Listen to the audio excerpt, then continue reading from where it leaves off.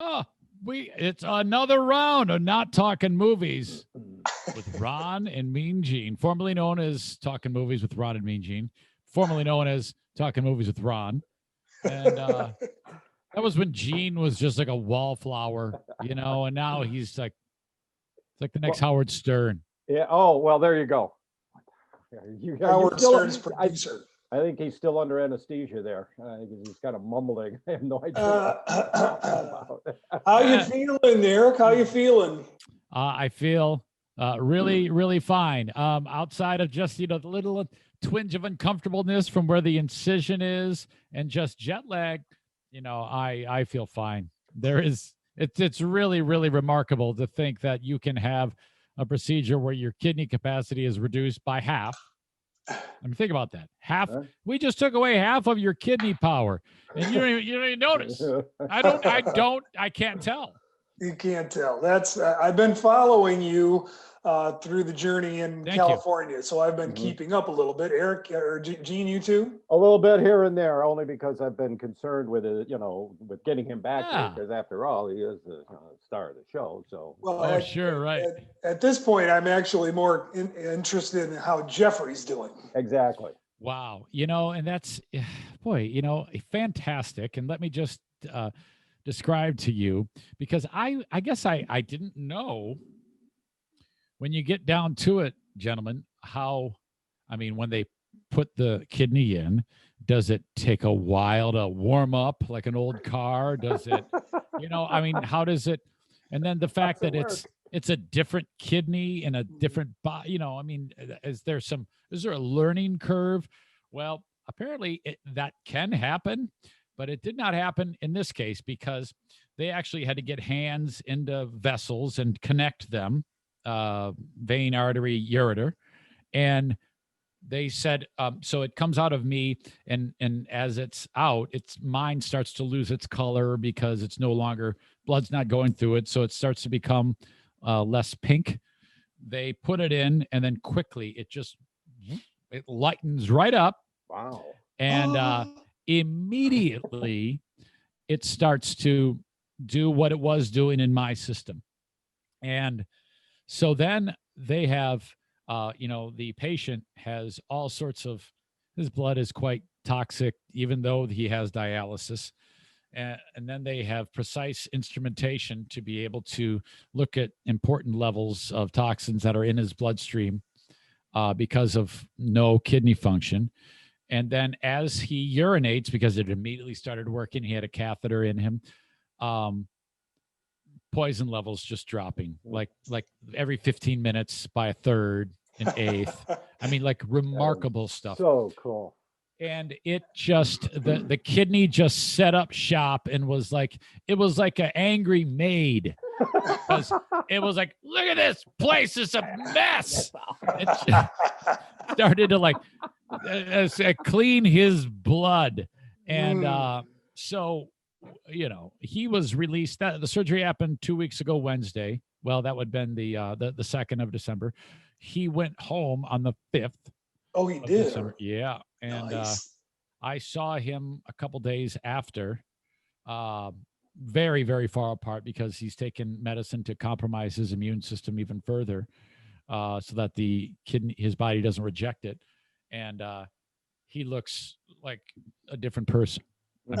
It's so cool. It's really, really unbelievable.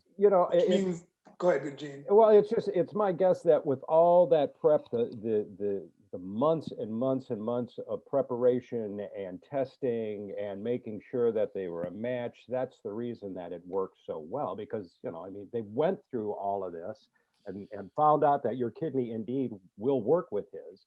So I guess it's a real no surprise that immediately to work. I'm sure that they probably had an expectation, but they didn't. I didn't ask, and they didn't reveal it. So they weren't surprised that it. I'm not sure. I'm not sure. That's what I'm saying. They because of what you said, they probably had a notion, but I had never questioned them about it. Right. But man, well, and that's the thing. I kept myself quite literally in the dark about all of this. I didn't want to, and I had mentioned this before, I didn't want anything to scare me away. Right. because I know me, and my body would have tried, my brain would have tried to fight me on this. Now I'll tell you, that day of the procedure, Wednesday the 2nd, for about 10 hours of time, I was not sure I did the right thing. It sucked. It was so bad. I was so uncomfortable. I was like, well, I shouldn't say I wasn't sure I did the right thing. I'll say that I was so uncomfortable that my body was trying to tell me, oh boy, look what you've done. Oh, this is terrible. I didn't have a second to reflect on the fact that this guy's life was now saved. Right. So far removed, I would recommend this to anybody if you can just get past that uncomfortable feeling after the surgery. But I thought they left a scalpel in me. I'm not kidding you. Oh, it was so bad. Holy cow. I was talking with one of the nurses. It's a very sensitive vascular area full of nerve endings. It's going to be very, very painful. And it was. And I was really hesitant to take any narcotics. And I didn't take a bit of narcotics till about 12 hours into the recovery. And then I did. And then I was like, oh, okay, yeah, it doesn't have to be so painful. I probably would recommend that if anybody did this, make sure you take the narcotics as often as you possibly can. Don't wait 12 hours. You're allowed to start. But it was, yeah. So, but I eventually got through that, and I walked that like an hour and a half after the surgery was done, or a couple hours after. I was walking just to get things moving. That's crazy. And are you like the only guy on the planet that doesn't know what oxycodone is, and that it's you got to know now. Yeah, and that was lifesaver, man. And that's what they had prescribed, and and it did work. But then it betrayed me. Yeah, I know. You spent one morning in the bathroom hugging the porcelain goddess. Was so bad. It was terrible. So that tells me that I was done with that, and I haven't touched it since. But man, you have some left over? I was just gonna say you got the leftovers. I disposed of it with the authorities. That's my story. That's your story. Yeah, good call. Right. Well, and I can only imagine, like you said, throwing up while having an incision. Oh, that can't be. Yeah, probably hurt more than anything. Yep. I'm just now getting to the point where I can cough somewhat. Like that was not a real. That's about as far as I can go. Right. But and that's just enough to relieve the urge of a scratchy throat, but right. It's going to be a little wild. Just got to take it easy. So can we see the scar? You what? Is it a big one? How big? Have you ever seen a C-section? Yes, that's a big one. Really? Well, let's see it. Come on. Well, where the C-section is, okay. So I love it. These three right here. Mike's in the way. Slide over to your right. There you go. This is laparoscopic. Okay. They go into me with robot arms to do the work. Okay. Yeah. So, and then right there. Oh, that's where they went to get it? Yep. That's where they got it. That's where they pulled. That's where that's a C-section scar, but not quite as long. You have 4 holes in you from this. Yep. 3 exploratory and 1 to get.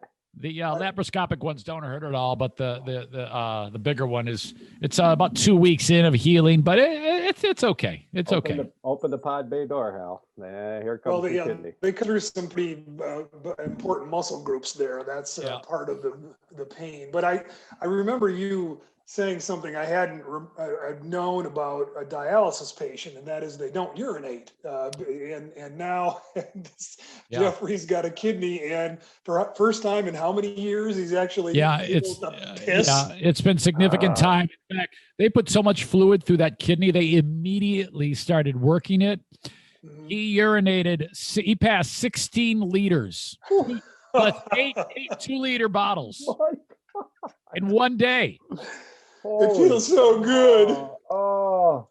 And at this hilarious. point in time, he's still taking medicine, anti-rejection. That's still a long process. I remember you say that he'll keep that up. But no I guess dialysis. No dialysis. He is saved by that. The 20 or so pills he takes for anti-rejection, coupled with other pills they're totally manipulating the system here. They got it down to an art form. And then after a little while, the systems are going to learn to play nice with each other, and then that's going to subside somewhat. that rigid protocol, if you will. And that's it, man. This transplant team is, I mean, we're talking an army of doctors. And a funny story,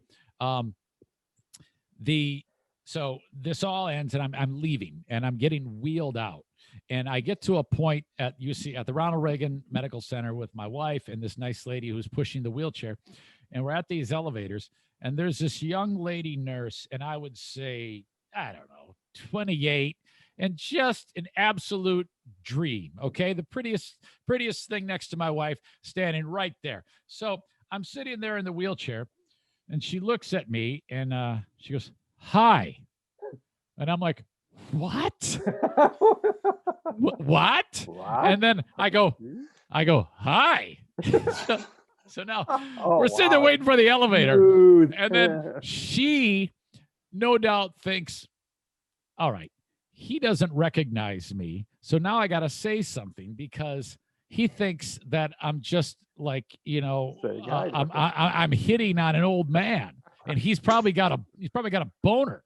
So, which he does. So, of course, I'm thinking of it, but I'm like, why did she say hi to me? And she goes, "I was one of the people that helped operate on you." And I go, I go, that explains it. No one ever says hi to me who's pretty except for my wife. Good tagline. Good. Yes, tagline. I have to say it that way. Save yourself. So it must feel good to be home. I see the dogs are excited to have you back. And, man. Sleep in your own bed. I tell you what, boys. How long were you gone in total? 13 days. 13 days out and back. And no problems with the airplane ride or any of that? Not a thing. And you wouldn't believe it, man. My wife, I posted a picture of it. She had this shirt made. It's actually, she had it made. It said, "I don't normally travel during a pandemic, but when I do, it's to give away a kidney." You wear a shirt like that at an airport, you're a rock star. People were like coming up to me and like, "Oh my God, is this true? Are you going or are you coming back?" I go, "I'm going." "Oh my gosh!" And people are making such a big deal about the stewardesses, the flight attendants. They're all, they're making such a huge deal. I felt, because I love attention. So I'm thinking about getting more shirts like that, or giving away more body parts, Exactly. Eyes, lungs, heart. I was particularly impressed with your plight to say your efforts to save the homeless in LA. Dude, this got to me, man. Holy cow! Yeah, I'm like, because one of the things I always, when I worked downtown, I would try to get to know people so that they didn't feel so. Some of these people don't go for they go for a week without like even talking to anyone. I was like, I'm gonna talk to these people. So I would, and they would never ask for anything, ever. No one there asks for anything. So unless you say, "Is there anything I can help you with? Do you need anything?" And more often than not, well, in fact, there was only one guy who said, "I could use a few dollars," and he was an elderly man. So I gave him $3. But the other people are like, "I'm hungry. Can you get me some food?" I'm like, yes, we'll go get you. So all we did, we had nothing to do except recover, walk, take your walk, and feed the homeless. Feed the homeless. And then one Larry, the guy with the paint on his face. Oh my gosh, Larry. That was a funny story. Yeah, I couldn't figure out what was up because so I go, "So what do you want, Larry?" He goes, "Chick-fil-A." I go, "Okay, Larry, I'll get it." So I come back, I give it to him. I go, "Larry, we got to get the paint off your face. Have you been breathing paint?" And he goes, "What?" I honestly, because I thought he was spraying the paint into the bag and then breathing it. And then, but I don't know if that's true because it was such a good job. It looked good. Like he took his time spray painting his face. He likes how he looks with the paint on his face. He's not huffing it. Yeah, I also noticed that the marginalized, underprivileged people in and around Westwood, California, are very knowledgeable on things. These are people who probably were professors or bankers or lawyers at one point, and then something went wrong because every single one of them.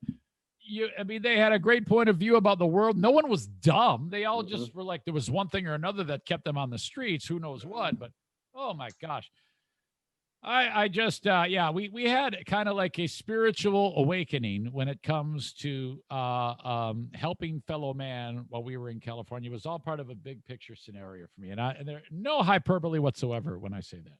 Wow.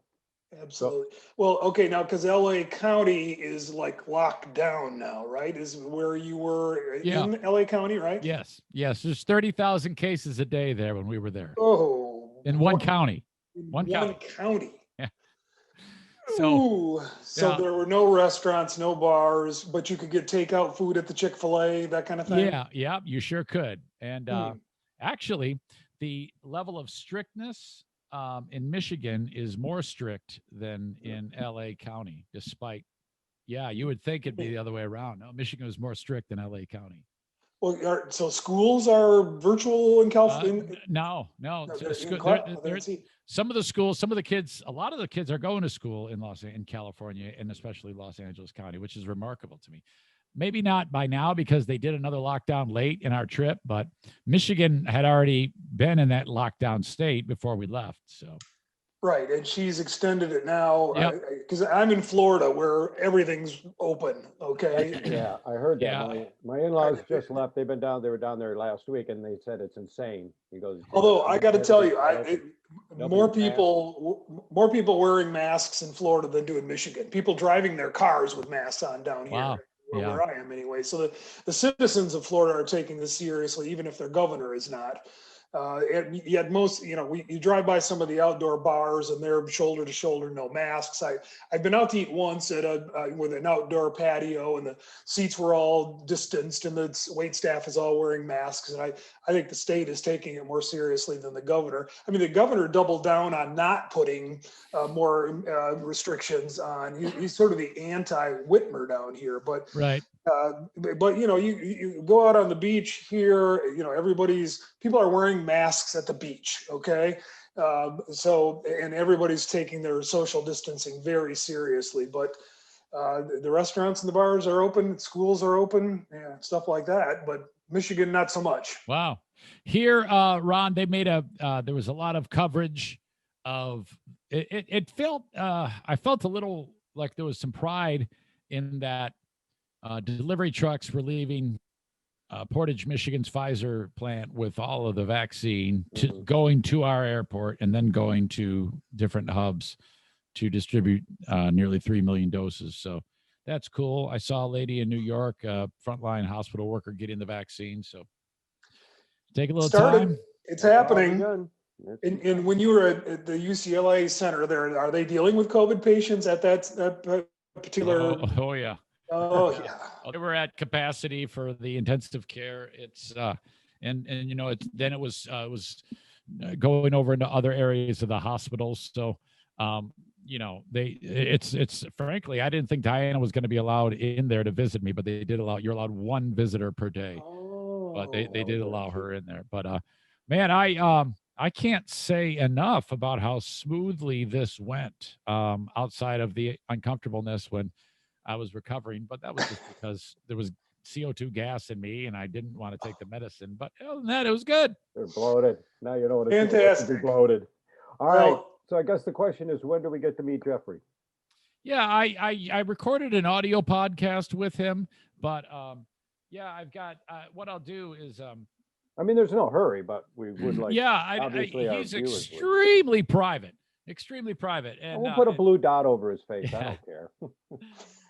I gotta send you some links to his work. I keep talking about it and then I always forget, but I've got he's if you like short films, I mean his films are like 10, 12, 15 minutes. I do. It's always a fun watch. So Well, one bombshell in the entertainment industry from whence I came while you were out, maybe you heard something about what Warner Brothers has decided to do with their movies for 2021. Did you hear that headline? No, I didn't. What? Warner Brothers has decided to take all of their movies that they were going to release in theaters exclusively and put them on HBO Max. And that includes some big blockbusters, starting with Wonder Woman 1984 on Christmas Day, and then all the rest of their big movies for the rest of the year. They will be releasing them day and date in theaters and on HBO Max. And so the backlash to that has been strong, surprisingly from the creative community, and as well as production companies like Legendary Pictures, for example, that is financing the Godzilla versus King Kong movie and the new Dune movie to the tune of like $250 million that they've spent to produce these movies. Was not consulted when Warner Brothers said, we're just going to bypass theaters and put them on our streaming service. And they're going, wait a minute, where's that revenue going to be replaced by all of these streamers that are going to sign up for your streaming service? And creative people like Christopher Nolan going, wait a minute, I don't make movies for TV. I make movies for the big screen, and all of that sort of, not to mention the theater circuits that are going, whoa, wait a minute. Right. What about us? Yeah. We've been closed. We've been shut down. We need product, So yeah, that seems like it would be a problem. It seems, first of all, it seems like not enough people are going to see these movies now. So less people will see them. Well, maybe not. I would think more would, but they wouldn't Really? make any money off them. Well, if you pay for your $15 a month to Warner Brothers, then you get a pretty good value there. And it's like, is Warner Brothers going to keep all that money? Where's all that? If they do get a ton of subscribers, right now they've got only, a piddly 8 million subscribers compared to hundreds of millions for, Netflix and almost 100 million for Disney Plus and all that. So they got a long ways to go, but it's like, is that lining Warner Brothers pockets? That doesn't work for the creative community or for theater business. Wow. Well, okay, so that is very interesting. And then, for the people that make those films and spend a lot of money to make them, whatever you said, those budgets for those films, some of them might even have money on the back end that they could be expecting. Right. Or that's the creative, the stars, big stars like The Rock or, Brad Pitt or something. A lot of those guys defer their salary to a back end points position, right? And so suddenly an entire revenue stream is gone. Right. And so how do we get paid? So their agent, as you might imagine, their agents are up in arms over this whole idea. But then, on the other side, Disney came out last week, and of course, Disney is the printing money. Even though they laid off thousands of people, their stock price went soaring because they've got all these plans with all their content, and we're going to put them in theaters, and this vaccine's going to, the business is going to be back when the vaccine's over, and so on. So at least not everybody's lining up with Warner Brothers to say we're not going into movie theaters anymore. I can honestly say that of all the things there's a lot of things that I miss, but going to see a film, I've always cherished that. It's been always very special, and I don't do it enough. And like I indicated in the past, I'll never take that for granted again. Oh gosh, just the spectacle of going out and you're in a place and you're everybody's seeing this, most people for the first time, the reactions, it's just awesome. I've never ever grown tired of it, and it's just like live sports too. I mean, it's better with people and cheering, and you get that energy and you get that feeling from sharing with your fellow human beings. And the spell of the story. Spell of the story is unbroken. Spell of the story at my house every 3 minutes. One dog takes a dump. Brother-in-law farts, whatever. Terrible. Something disgusting happens about phone rings. Idiot. Bird hits a window. I don't know. Just a nightmare. And it's always terrible and sucks. Yes. And so that's why, and plus the enormousness of it, plus Imax or something like that. It's the full package. You think about it, that is an entity that, if you think about it, since the beginning of film to going to see a movie to now, that really hasn't changed that much, yet it's still attractive. You take like other mediums that are falling off, like radio, for example. It's like there's nothing special about that anymore. There's nothing sexy. Films are still like that. Seeing them in person. It's an unduplicated experience. You can't get it any other way than presented on the big screen like that. Music is so personal and, all of that. competition wise. But listen, this today marks the beginning of the end. I honestly believe that. I think the vaccine, as it rolls out, however that finally makes it to people like us, whether it takes months or not, I think by the end of 2021, do they not think we can? Everybody that wants one can have one? Yeah, absolutely. And I expect that you are correct in that. I know I will be getting that vaccine. I will record it. I will post it. I'll do whatever I need to do to convince somebody to take that vaccine. I will be happy to do.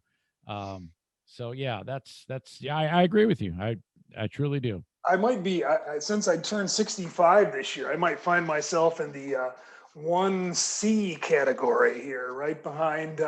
What is that? I've just heard before us, man. One of my other retired friends said that he figured out he was in the 1C category, whatever that means. Okay. I didn't know they. All right. Apparently somewhere out there's a rating service. Like if 1A is your frontline workers and people that live in nursing homes and doctors and people that work at Meyer, I don't know who exactly gets in that. And then, more at risk people, obviously, first, and then the older people second and third. And I guess there's a rating service. Sure. I did see it. Last is podcaster. So we're all doomed. With one kidney. Your rating just dropped. Podcaster's last place. I'm not going to get the vaccine until like the next virus hits. It's contingent. If another virus hits, then I would be inoculated for this one. No, you'll get yours. You're getting old. You're not old, but you're, Yeah. So, hey, you know what? Is one of my favorite things to do is when I see a movie that you've talked about, and then we kind of like backtrack on it, because we've done that before. Right. I saw a movie that I remember you talked about, and you talked about one particular portion of it, and the film is Richard Jewell. I finally saw Richard Jewell. Nice. The Olympic Park bombing story, and how that guy was accused through the media and the FBI of something that he didn't do.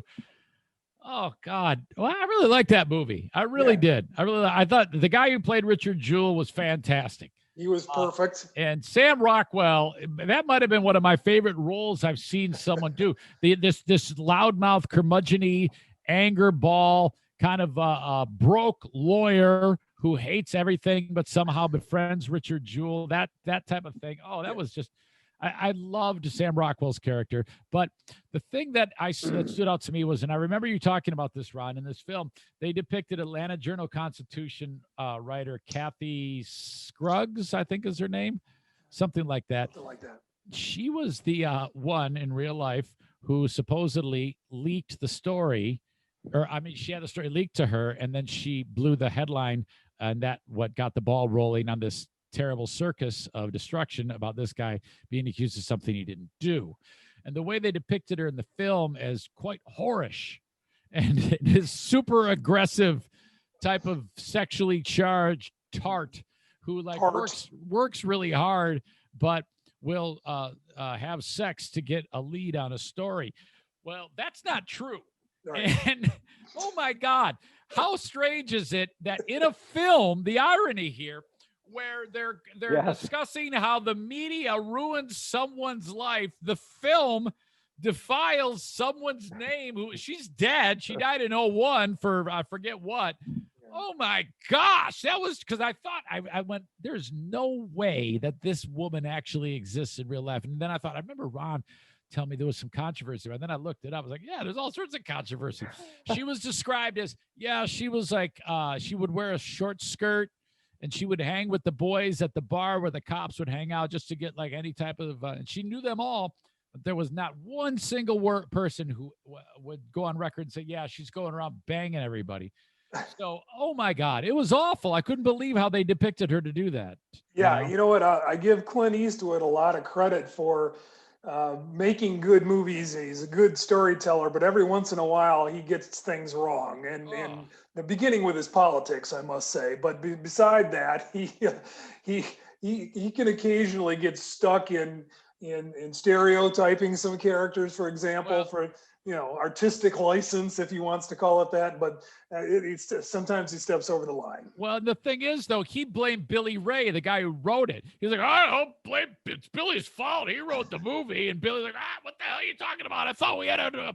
It doesn't matter, Clint. Your name's on the side. You're the one who said, this is good. Yeah, let's do this. Let's go in this direction. I think it'll be just great. That drives me crazy. There's been a lot of stories in film where films have destroyed someone's name. You remember Cinderella Man?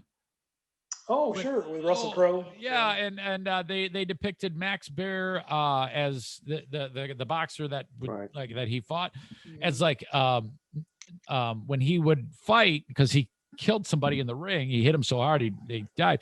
They depicted Baer as like, yeah, I'm so happy I killed this guy, but that's not true at all. Max Baer didn't feel that way. And his son, Jethro, from the Beverly Hillbillies, is like, yeah, I'll never understand why that happened. My dad wasn't like that at all. Yeah. But yeah, no one ever accused Hollywood of getting it right every time. I mean, they do quite often, especially when they're dealing with true facts, loosely based on is one of those phrases, and based on a story that we heard might have changed a couple things, that happens. That's interesting that you bring that up, because it just popped into my brain. There's a hit show out right now made by Chuck Lorre. Is that the guy's name who did the Charlie Sheen show, yeah. 2.5 Men? Yeah. He has a popular show out right now. It's a sitcom called Be Positive, about a kidney donor, about a guy trying to get a kidney. And I talked with my pal Jeffrey about this, and he goes, yeah, it's a funny show. It's a sitcom, but I'm bummed out because they make dialysis look like a freaking nightclub, because all these people are in dialysis and they're all like cracking jokes and stuff. And it's terrible. It's a nightmare. He's describing. And so he actually wrote the makers of the show saying, can you maybe just put a disclaimer? It might actually help people, because you're making it seem like dialysis is a sweet, fun, happy alternative when your kidneys are destroyed. And he goes, and that hurts people like me who need kidneys donated to them. So I thought he had a pretty good point about it. Yeah. Yeah, and if you're from the UK, you know that there's a big controversy over The Crown that's now playing on Netflix about how the royals are portrayed, or the government of the United Kingdom. They want a disclaimer, and in the show, the showrunner said, "Nah, we're not going to do that." You pays your money or takes your chances. You do whatever you want. You can just say whatever you want. Who cares? Whatever. Truth be damned. Well, I know. Sorry, go ahead. No, I was going to say, I was watching the clock here because I know Gene's got to get going. Because I'm just enjoying listening to you two. Trust me. I figure if I stay quiet enough, I won't be associated with the podcast. I'll be able to get my vaccine sooner. So, are you going to take it? Well, yeah. If I don't, you two guys will never forgive me. No, we'll just beat you up. You will be on me. So, yeah, but I'm sure I'm way down the list. So when it becomes available, I'm sure my wife will make me do it. Are you worried that it's because some of these dumb hillbillies are saying things like, "Oh my God, it's gonna get me sick." Implant. Yeah. Have you heard that one yet? The chip implant. No, what is that? What is? Oh, they're saying that the government's going to implant chips into you with all of these vaccines so that they can track you and they know where you are. It's like, come on. I already have a chip implant. Yeah, exactly. iPhone, and a car. I wish I knew how to fight and had 2 kidneys, because I would love to fist fight every single one of those morons. I would love. I would just let them go. They're not going to hurt you. Don't worry about it. They won't get the vaccine, and then the natural selection will take care of it. Look, no, we only need 7 out of 10. We need 70% of the country. That's herd immunity. That's herd immunity. That's herd immunity. Okay. So either they get it or and survive, or they get the vaccine. That needs, with the magic number is 7 out of 10 Americans. All right. I'll do my part. Got to start somewhere, and we started today. That's the good news, right? Less people will die. Baby. Okay, boys, I appreciate you. Love you very much. We'll be in touch. Welcome back, Eric. Great job. We're so proud of you, all of us, man. Thank you. I was glad to do it. Thank you. All right. Yeah.